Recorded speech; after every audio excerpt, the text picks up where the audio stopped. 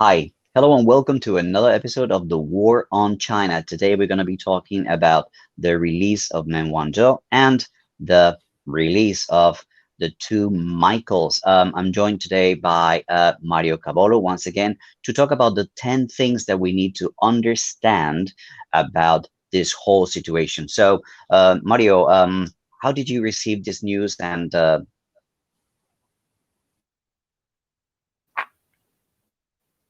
I mean, you do what you do so well. You just come in with that calm, straight, boom, welcome everyone, and here now the news. Like you're like freaking Walter Cronkite, and you're like Walter Cronkite, and that's a compliment. Everybody should know that's a big compliment.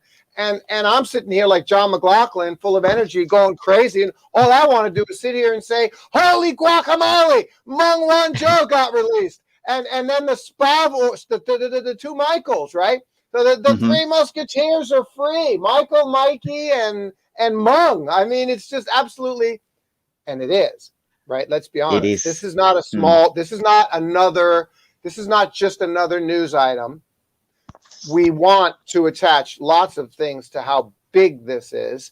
Let's pray, and I mean that sincerely. Let's pray and hope that it does mark the second time that the United States looks so foolish and stupid in the last month that it really does help to mark the United States transition away from this kind of imperialist, warmongering, sanctioning, bullying nonsense. This is what they've been doing for 70 years.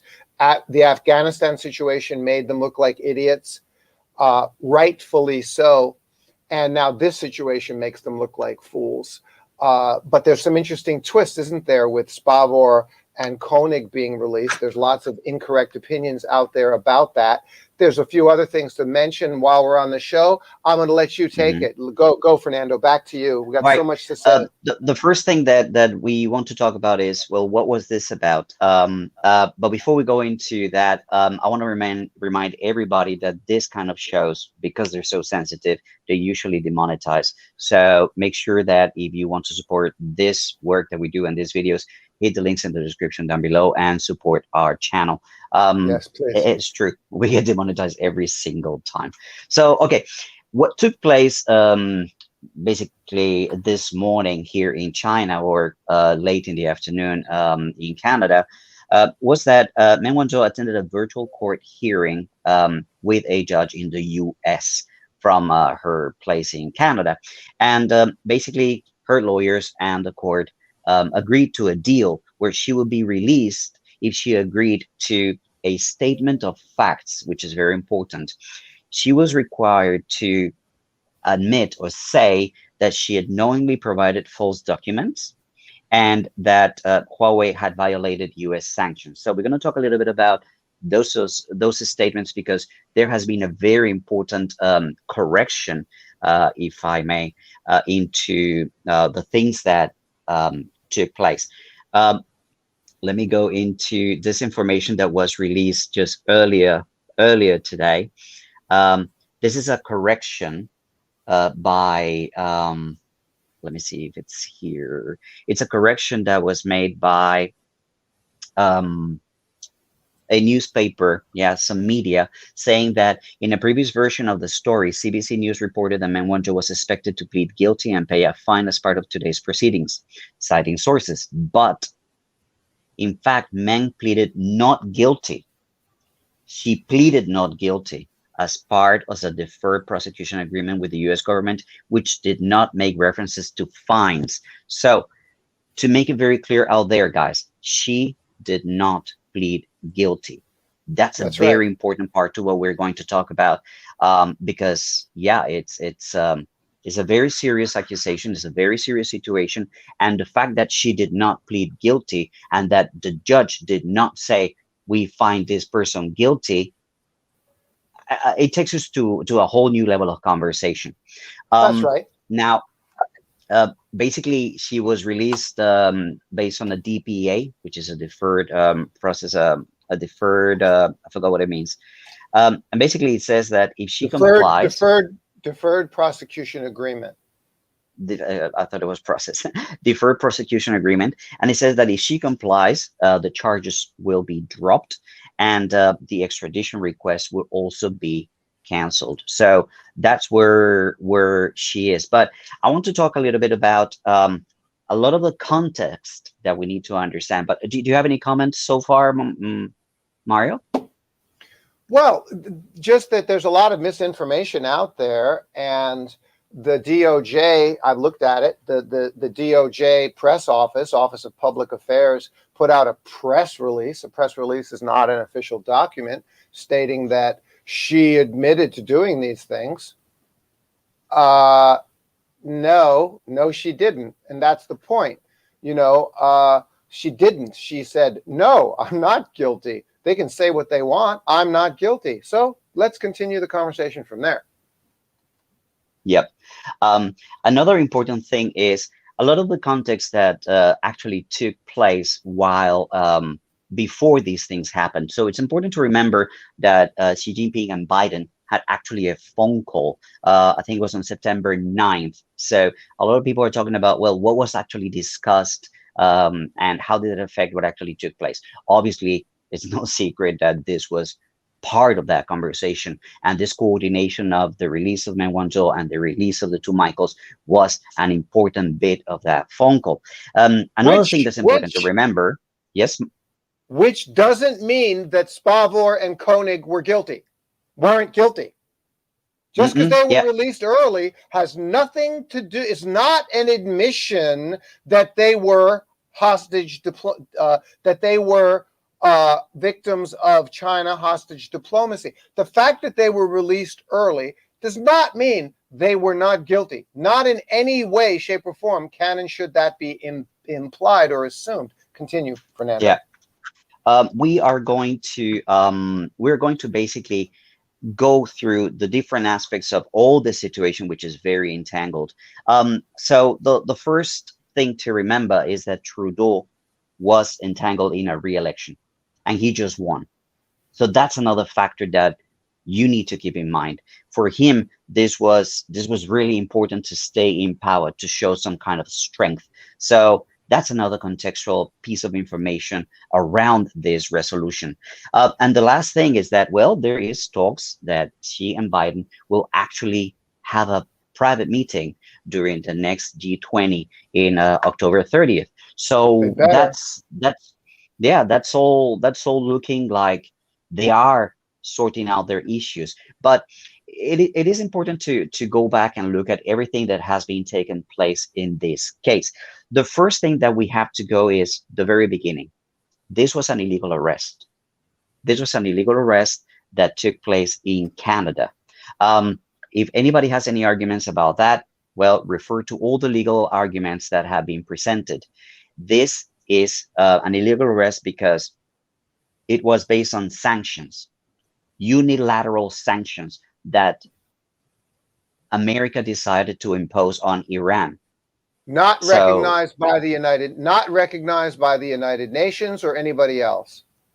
So that makes that arrest illegal. Just because America says you can't do business with Iran does not mean that the world has to do whatever they say.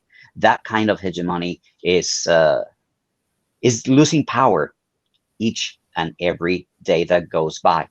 Another thing that's important is that this is kind of like I was talking to some people, this is kind of like a schoolyard bully. Yeah, that's got you pinned against the wall, right? And says, okay, you are going to say that the sky is green and you're going to empty your wallet. You say the sky is green and I stop terrorizing you and I stop torturing you and I stopped making your life miserable, which is exactly what was happening to Meng Wanzhou. They asked her, you need to say that the sky is green. You need to say that you basically presented fraudulent documents, and you need to say that Huawei violated US sanctions. If you are in a situation, a lot of people are arguing this, and I would like to ask this question to you, Mario. Why, if she was so certain about her innocence, why didn't she fight the charges? Why didn't she go the whole way? Look, she has already wasted 3 years of her life, more than 1,000 days.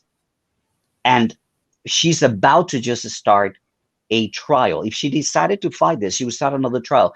What certainty does she have that they're not going to move the goalposts? What certainty does she have they're not going to change the charges or start piling up other things when she's extradited? If they are giving her an out, I do not judge her for taking the chance. This bully has got her up against the lockers, and she just wants to go home. She just wants it to stop, Mario. They this she had not there was nothing for her to fight, to say why didn't she continue to fight it in the legal court. That's not what this was about. The reason that this just occurred, the reason that the United States government agreed to give her a DPA and let her go, was it was their only way to, and I'm going back to Chinese culture now, save face. Their case was toast. They were embarrassed. They had nothing.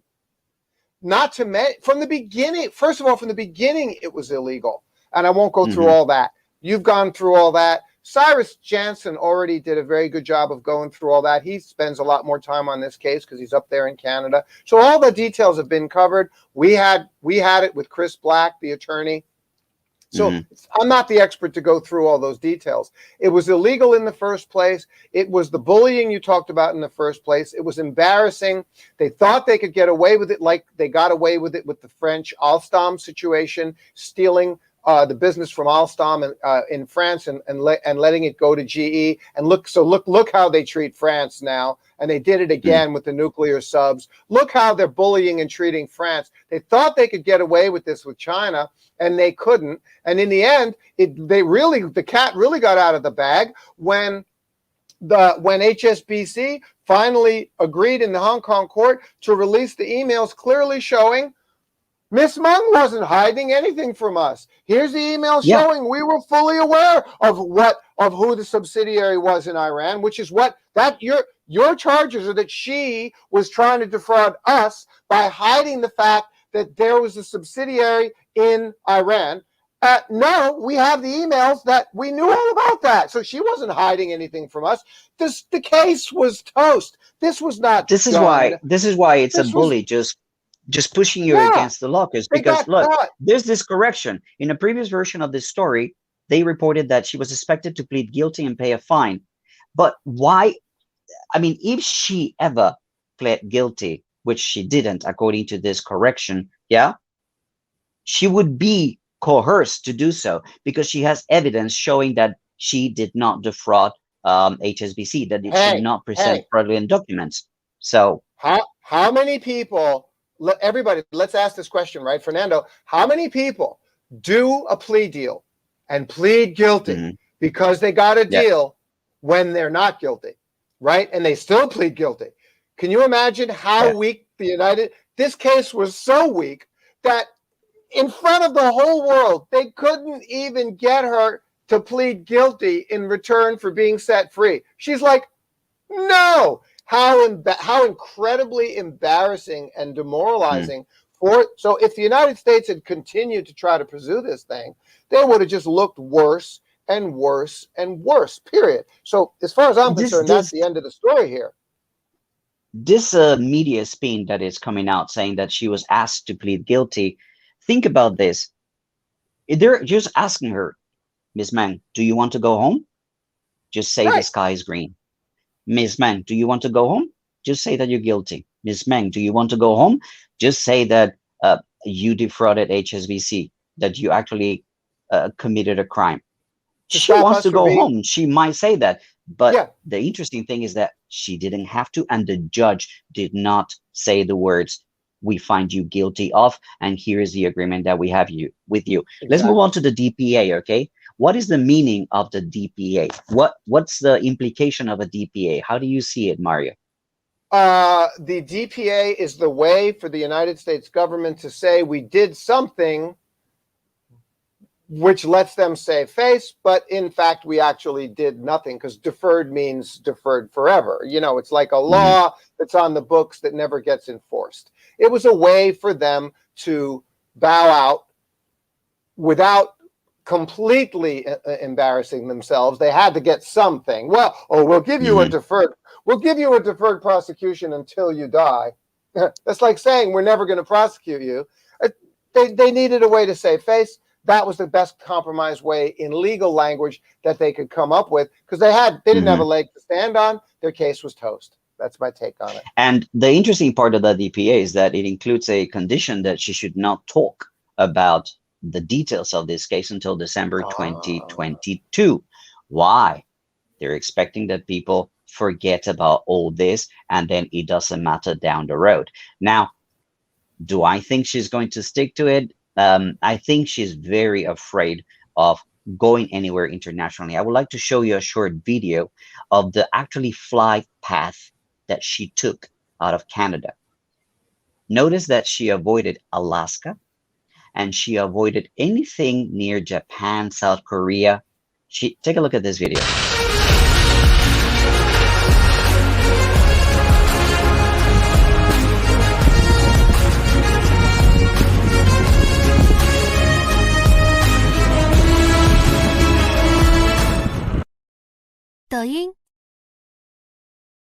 Friends, that is fear of any kind of change of heart or any kind of possible attack, a possible mistake taking place during her return home. Now, there's another important part that a lot of people are asking, oh, but she was asked to pay a fine.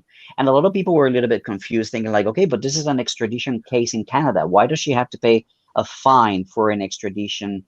There is not such thing. I mean, there's no verdict, there's no fine for an extradition case, but the fine was actually being requested by the United States. Now, it is unclear because, as you saw, the media is still correcting things, saying there was no guilty plea and there was no talk of a fine. But a lot of people think that there's actually money actually exchanging hands. For the United States, it's very important to make it look like, no, they didn't. But what are the odds that that is true? We don't have information so far. Mario? It wasn't money. It was Kovrig and it was Babor and Koenig. That was the payment. It was them. So these two Michaels, we've talked about them before. I've talked about them before in my channel. They're basically spies. It's very important to notice a couple of things about this guy. If you see, let me bring this up right here. This is a kind of person that this Power was. Yeah, he's meeting with Kim Jong-un all the time. So this is a Canadian person, yeah, doing business in North Korea. Here's the interesting thing that we addressed with Mr. Black, and a lot of people were like, wow, really? Think about this. If this man is doing business with North Korea, and North Korea is a sanctioned country by the United States, you're not supposed to do business with North Korea. Why is this guy not being extradited? Right. If this guy is doing business with North Korea, and North Korea is a sanctioned country, why is he not being extradited to the United States? Because he's working for them. That's why. Right. Answer that question to me. Answer that question to me.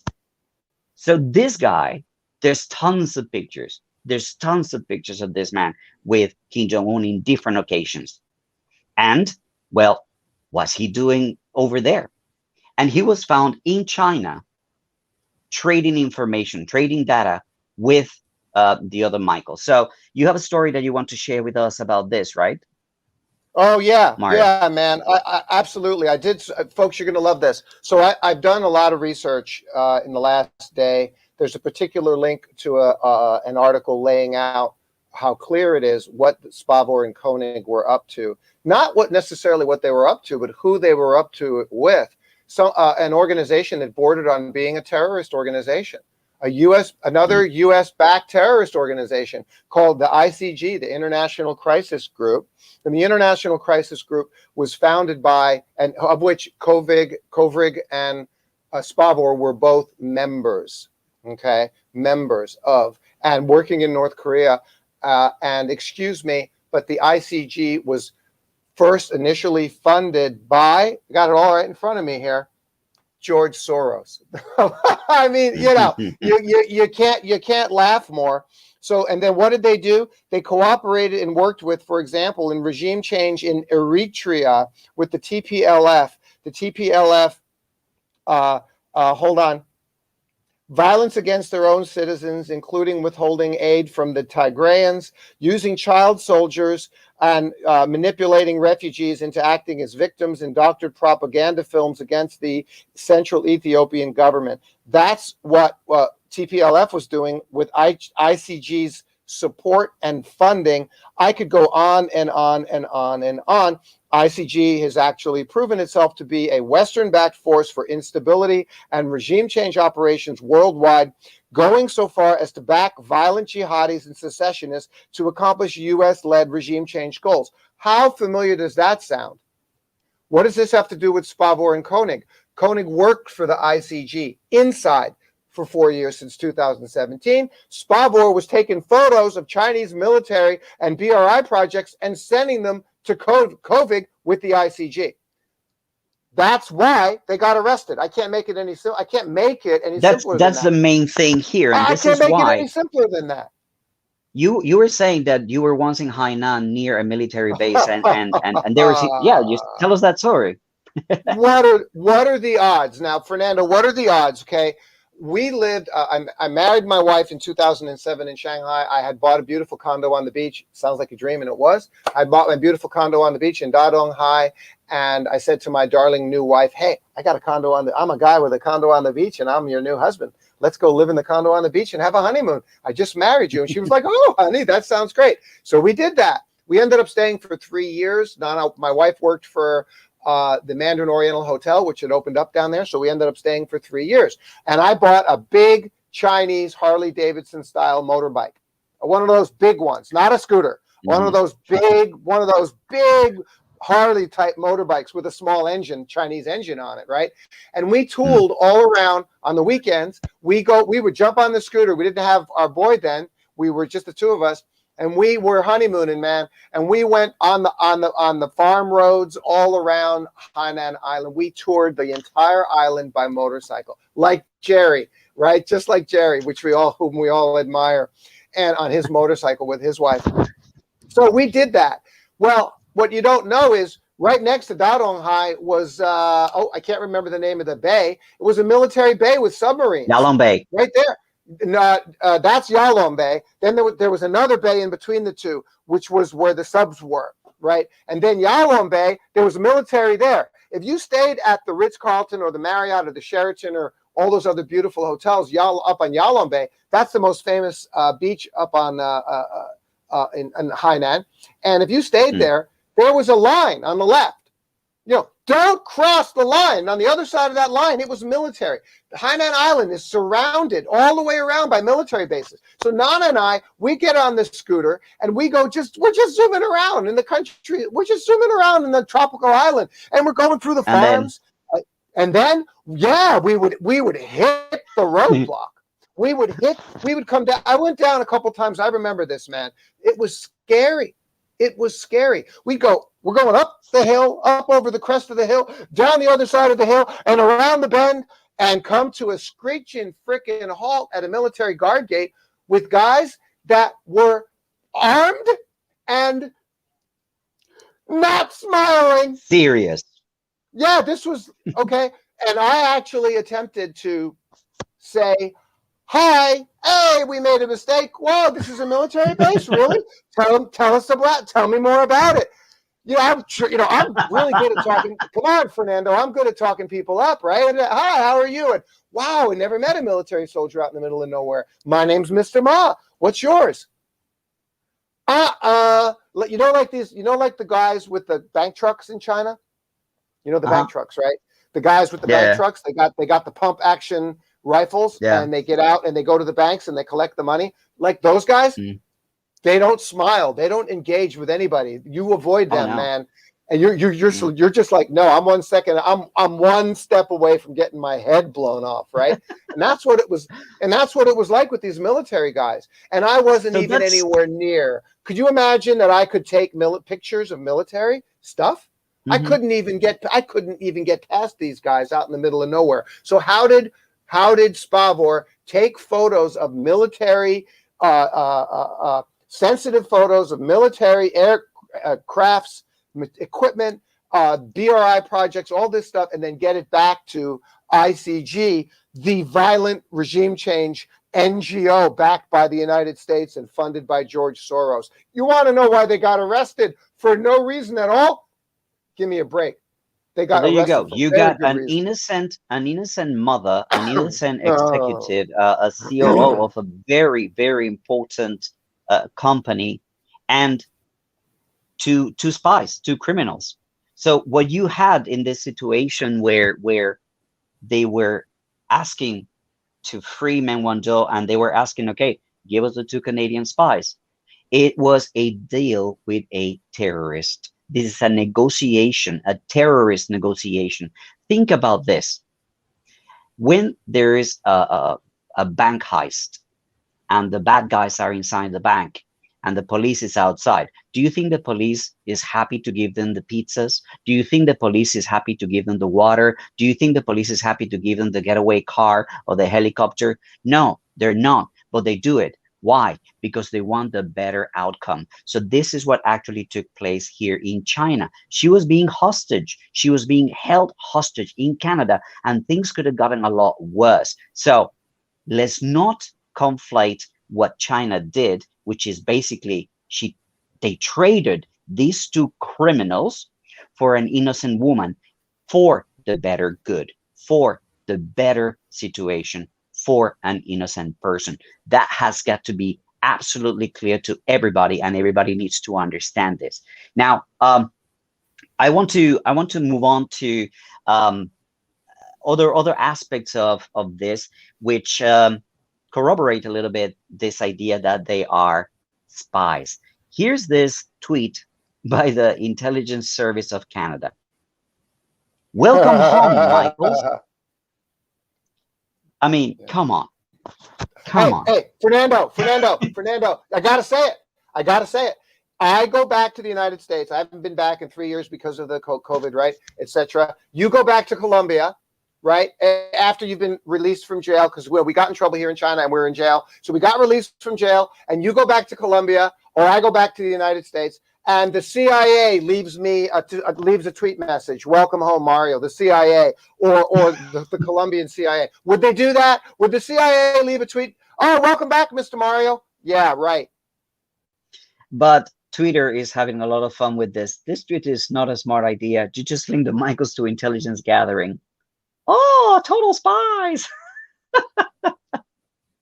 Anyway, I mean, I think that that's everything that we needed to say about this case, but there are other things that we wanted to talk about today. First of all, I wanted to ask you about the okay, if you guys have any questions about the perspective that we have on this case, please leave them in the comment section. We normally do Yep. not do live streams, we don't engage, but if you have questions, do leave them here, and we're gonna put them out here and address them. If it's a super chat, much better. Yep. Do you have chat? Do you have people in chat? Because on my side, because I'm a guest in your StreamYard, so I don't see it. Yeah. Do you have any Okay. questions in there that we should address? Anything Here's in one there? by a good friend, Joan Bauer. He says, if Canada demanded two chickens and a panda and China gave them to them, you wouldn't say anything about the chickens or the panda. Same with the Michaels. Cost of doing business. Yes, Thank yes, you, right. John. That's very Thank you, true. John. I mean, that's what they did. There's this person here, Gav Monroe, saying we just came back from Yalom Base, and yeah, we could see the base from our hotel room. They're everywhere. They're absolutely everywhere. Oh yeah, the military bases at Hainan Island's major. Yep, South China Sea. Okay, we got Mason. CSIS did what? Yes, they did. Yes, they did. Here you go. Welcome home, Michaels. Ay. Fernando, Mario, what were you saying? Yeah. No, I want to say to everybody, because I need and I want and I think it's good to passionately argue my case.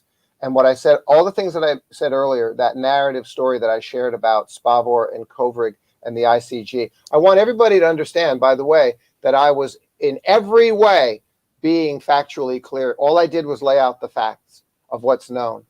And I want to be very clear about that. So, Fernando and I, we pride ourselves on this. If we're not dealing with sources that we know are absolutely correct, if we're not right on what we're saying, if it's not clearly, evidently known to be true, right? We don't say it. I don't say it. So I was ranting a bit about Spavor and COVID. I want to be very clear. What I was saying was factually clear and accurate. Their involvement with the ICG, the things they Let's were doing, address etc., this etc. Period. gentleman right here. Listen, this gentleman is one of many people who are trying to push this idiotic narrative. Waiting to see how you defend China now, Fernando. They've always said Michaels were detained as a result of retaliation. Listen, Right. they were detained because they were spies. Right. They were weren't. judged. There was evidence. Right. Did you see that photo with Kim Jong-un? Did you see the photo with Kim Jong-un? Didn't you see it? Look. Is he supposed to be doing business with North Korea? North Korea is a sanctioned country. Why isn't he being deported to the United States? Shut up. Shut up. This is your big one. This is the one that gets you angry, and I appreciate it. I do. Listen, I want to be very clear, folks. Let me be the one that plays calm for a change. Fernando gets angry about this, and he should. Listen very carefully. Okay? The world is sanctioned, whether it should be or not. The world is sanctioned against doing business with North Korea. Okay? You cannot do business with... I live in northeast China, Liaoning province. From Shenyang, it is a 2.5-hour drive to Dandong on the border of North Korea. It's a beautiful drive. Southern Liaoning province is beautiful. Dandong is a lovely city. I've been there on the border of it's right on the Yalu River, which is the border, about 150 meters wide river. That's the border to North Korea. Okay. I would never do business with North Korea. You're not allowed to. There are sanctions in place. You're not allowed to. Michael Spavor was doing business in North Korea. He was on a yacht with Kim Il-jung. Why and how was he regularly doing business there? He never got sanctioned for doing business with North Korea by the United States. He never got arrested for doing that. What the heck was going on? And this is exactly Fernando's point. That's why they supposedly arrested Meng Wanzhou for doing business with a sanctioned country, Iran. Now, it was all bogus. You see what's going on here? So this is what Fernando, I remember, this is a very, very big point. He gets upset about it. And I don't blame him one bit, because these are the realities of the situation. Okay, nobody does business with North Korea, but Spavor was. Okay, moving on. Now, we are going to address some of the other things that we wanted to talk about. This came out this morning. I've been working all day, like 8 hours of teaching, but this was a show that we had to make. But we had a different show planned. So right now, let's talk a little bit about some of the things that you did yesterday and the things that we had planned for the show that we were going to record. So tell me about yesterday. You had a very interesting speech, an appearance. What was that about? Yeah, very cool. So 3 things, Fernando. Education, the education sector, which is what you just asked me about, the COVID, cute little update on the COVID-19 situation, and then we have to spend 2 minutes at least talking about Evergrande, right? So the education situation. Man, I missed you and thought of you yesterday. Congratulate me. I'm going to be proud. I'm going to say I'm proud of myself. Congratulate me. Tell me. Come on, man. Come on. In front of everybody. Congratulations, Mario. You know for what? You know for what? You know for what, dude? You know for what? Right here, man. I did a 20-minute live keynote in front of an audience in a ballroom of 400, 500 people, a government education industry event, Liaoning province, and I gave the keynote in frickin' Mandarin, baby. I gave the keynote. You did it in Mandarin? Yeah, dude. Wow. Yeah. Well, I did it. Amazing. Actually, I did it in both. I did it in English and Mandarin, but full-blown real Mandarin, dude. And that's a task. That's a task. So I admit I felt really proud of that. I did it really well, really well. And that was a lot of work. So, but now the next part of it is that education sector event was a gathering of all the businesses, not the schools, who are in the children's education, innovation, creative, and development industry. So all the businesses that are doing legitimate programs for the kids, computer, arts, dance, painting, Tai Chuan Dao, I said computer, all the other sports, all the things that are not what the schools provide, right? Which is supposed to be the school's obligation to provide. School, real school. Okay. So if that conference, I thought of you because if that conference had existed in your province, then your company would have been in the audience. That's what it was all about. So I was thinking of you yesterday. Yeah, I was thinking about you. So it was very, very good and very, very important. And they're all very positive. Oh, so let me leave you with the close on that. So what's the close? The close is that all those people that were there, those 400 people, were all 100% in favor of Xi's reforms. Just so you know, the people backed what Xi's doing, man. They back what he's doing. He's doing the right thing because that's what's best for society, for the families, for the households, and for the kids. One of the things I said during my keynote was, I can't remember now. 讲是的, I think is right. Maybe that's wrong. You cannot make your kids get zombie brain. I don't have it in front of me. You can't make your kids get zombie brain, man. You can't do it. Yeah. And everybody there was supportive of these Gaige, okay, which is reforms, the Chinese word for reforms. They're all in favor of it, man. So that's an indication of what's happening here in China. There's no split. There's no argument. 90% of the people, and these are the business people. 70% of the people in the audience of 500 people were business owners in the children's industry. None of them were saying it was easy, by the way. None of them were saying, yeah, we're making money hand over fist. Some of them are, some of them aren't. None of them were saying it's easy. They were all saying, we agree with it.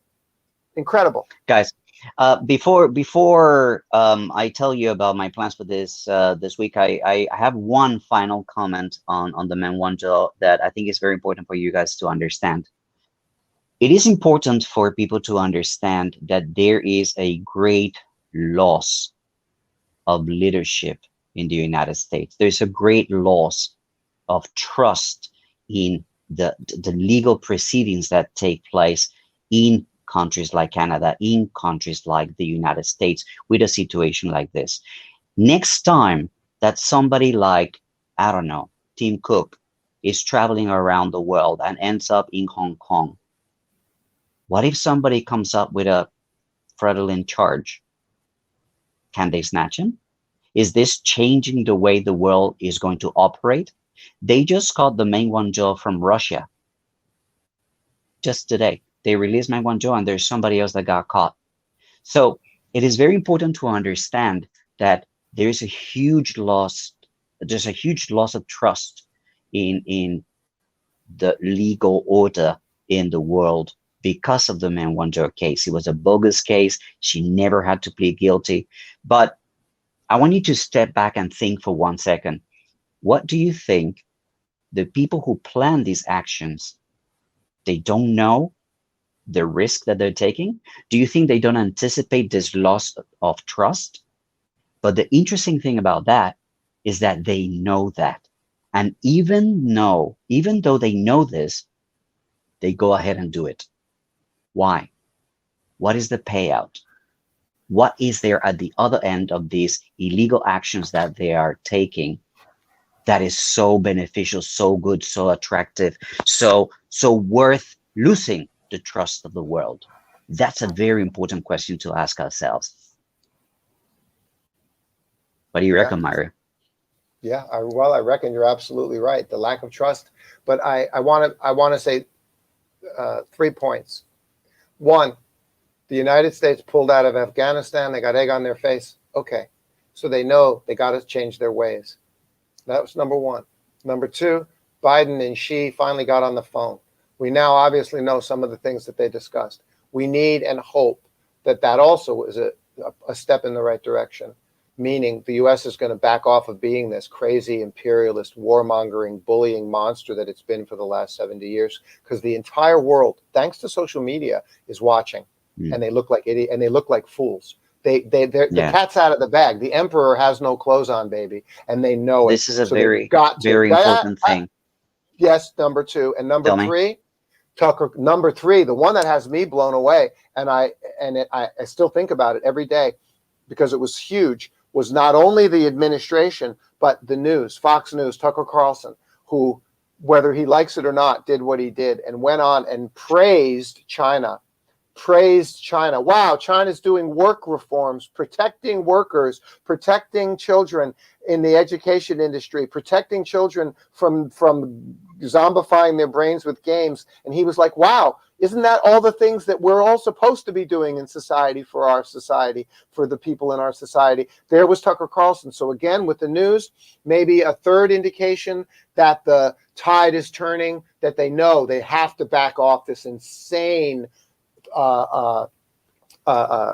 accusations of China's black, dark, ugly, and nefarious, when the truth is it's the exact opposite. China's doing a great job. I want to take a moment to thank Alex Tay, who's sending us a super sticker. Thank you very much, guys. You know that this video is going to be demonetized, so anything that you can do to support us is very much appreciated. But I wanted to point this particular message here. The rest of the world should rethink about working or trading with USA and Canada. You'll never know where they're going to backstab you. France, man. Just think about France. Think about America listening to all the European countries. And it's not fake news. This is, they know that they've been listening to Angela Merkel, to Macron, to all these people. This is out in the open. So yeah, I mean, the loss of credibility and trust in the United States is one of the things that's huge. But you're contravening my point here, and that's okay. You're contravening my point here. My point here is the third point I made, and now I want to make the fourth point, which is the Meng Wanzhou release. The fourth thing where they look like horses' asses. So now we got 1, 2, 3, 4 things that have happened all within the course of a month, where I'm hoping that what you just said is what's finally really, we're seeing the tide turn. We're seeing the shift. The United States has finally got to start acting more sane, like a global partner. They're seeing the truth. They're not going to get away with bullying China. They're not going to get away with it. It's not going to happen. And AUKUS was almost like a joke. Okay. So I'm going to say, no, let's stop. I want to give the United States space. 4 things have happened that the United States have done in the last month that we wanted them to do, that they should have done. That's what I'm saying. All right. In the last month. Right. So they're doing it. So now I want to back off criticizing America. Give them the space. They're listening. It seems to me they're listening. Tucker Carlson is listening. We're making an impact. They're finally realizing what I'm saying. You hear me, folks? So let's back off. And now let's let them do a 5th thing. Okay? I'm not saying it's all going to happen tomorrow, but that's 4 things in 1 month that the United States did, either the administration or the media, that shows that the tide is turning, that they realize they've been horses' asses and warmongering monsters, and it's got to stop. Okay, now, I'm going to leave it at that. And that's me being hopeful. Yes, I mean, everybody is very positive about this. I mean, that they're actually sitting at the table and talking and discussing and getting to agreements and positive outcomes like this. But the one thing that the thumbnail of this video says, this is not about justice, okay? What happened to Meng Wanzhou is an enormous injustice. And we're here. We are with her being released and coming back to China, coming back home. Welcome back home, Meng Wanzhou. We're very happy that this has actually happened. But let's not kid ourselves. This was not about justice in any case. So, guys, we are going to basically, we wanted to just talk about one more thing. Mario, what were you going to say? No, what were you going to say just now?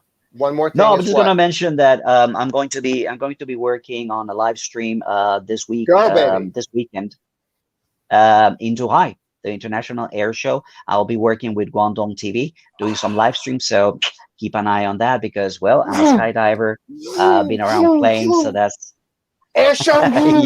Really? Oh, yes, sir. Yes, sir. 3 days. So keep an eye for that. That should be interesting. What's up? Yeah. Did you say you're a skydiver? I'm a skydiving instructor. Yes, but I haven't jumped in like 14 years. I haven't jumped solo or with a student for many, many years since I came to China. But there Dude, is a skydiving taking place in dude, Zhuhai, so that's that gonna you be did it, exciting. that you did it at all. I see you forever in a different light. That's incredible. Mm. Oh my Oh God, yeah, skydive. You did that thing, man. Wow. yeah. Wow, That's wow, why my wow, wow, name wow. is Gao Fei. My Chinese name is Gao Fei, as in fly high, because well, I was really passionate about skydiving. Wow. Wow. All right, guys, we have another show that we need to shoot, but we're running a little bit late. We want to thank all of you guys for staying with us for this 45 minutes of the live stream that we pull out at the very last minute. We've been communicating throughout the day to put all this information together so that you get a better understanding of what actually took place. The most important part that I want to reiterate is this: Meng Wanzhou did not plead guilty. She did not plead guilty. So please do not conflate these two spies that were caught spying and Meng Wanzhou. They do not belong together. Mario, any last words? Last words. And yes, let's give them some great information as another last item, 30 seconds. Folks, do not allow yourself to listen to and believe any of the misinformation with respect to Evergrande. That's another big, big story over the last week. Mm. And Meng Wanzhou just came up and became the bigger story, but Evergrande is huge. Listen, every time you read that Evergrande is the crisis that's blowing up China's economy, remember that Mr. Ma told you that that's not the case. Please don't be ridiculous. That ain't the case. I could go, we don't have time in this show to go into the reasons why. It's not the case at all. And no, they're not bailing them out, are they? Nope, they're not. They No, didn't they're make not. they did not make the dollar denominated bond payment. I'm not saying it's going to be easy. Of course, big companies going out of business, they're going to do all kinds of things, but they're not going to get bailed out. And at the same time, it's not the end of the China real estate market. Any of the crazy, stupid, Society before ridiculous. shareholders. It's That's Mr. ridiculous. Xi's principle. Society Well, before shareholders. Let shareholders deal with their mistakes. and good job, Fernando. End it right there. That's right. So that's the perfect last comment. That's the point. All See right, you, guys. everybody. See you next. Bye bye.